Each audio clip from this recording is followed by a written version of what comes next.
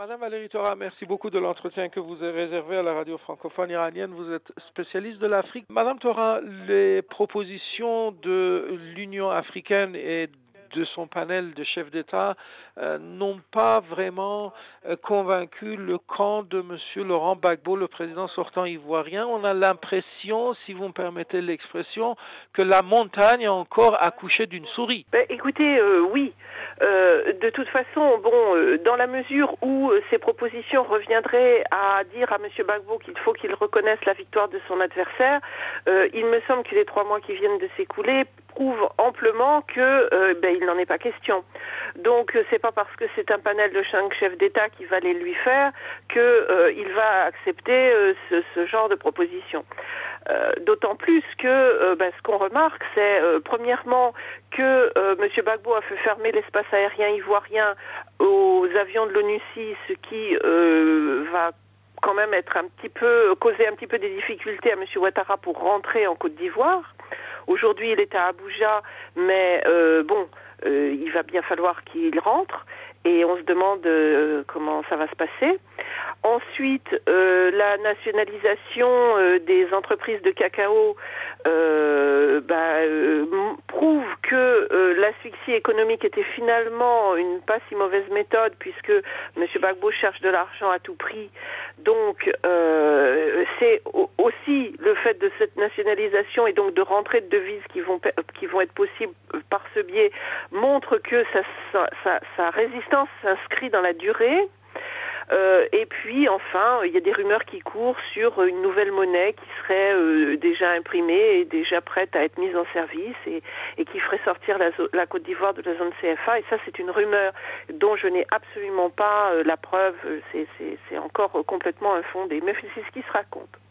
Donc, le fait qu'il y ait 5 chefs d'État qui lui disent de laisser le pouvoir à M. Ouattara me paraît une pure perte de temps. Bon alors pourquoi, à votre avis, mettre sur pied un tel panel si les résultats étaient courus d'avance? Je pense que, comme vous le dites, votre analyse en ce qui concerne le refus de M. Gbagbo, c'était quand même prévisible par les chefs d'État et leurs conseillers politiques qui sont d'ailleurs pour un petit peu prévenir la situation. Écoutez, moi ce qui m'a interrogé, c'est la composition de ce panel. Il était d'ores et déjà acquis que M. Zuma et M. Pires du Cap-Vert étaient quand même favorables à la position de M. Gbagbo. Favorable à M. Ouattara, c'était M. Compaoré du Burkina. Or, c'était le seul représentant de l'Afrique de l'Ouest, première chose, donc quand même, je ne suis pas régionaliste à tout va, mais on a vu l'échec on en avait parlé d'ailleurs sur les ondes à cette époque, on avait vu l'échec de la médiation sud-africaine de M. Mbeki au moment de la rébellion et de la quasi-partition du pays, et là, on inclut dans le panel de chefs d'État encore un Sud-Africain. Il est évident que les mentalités de l'Afrique australe et celles de l'Afrique de l'Ouest sont totalement différentes.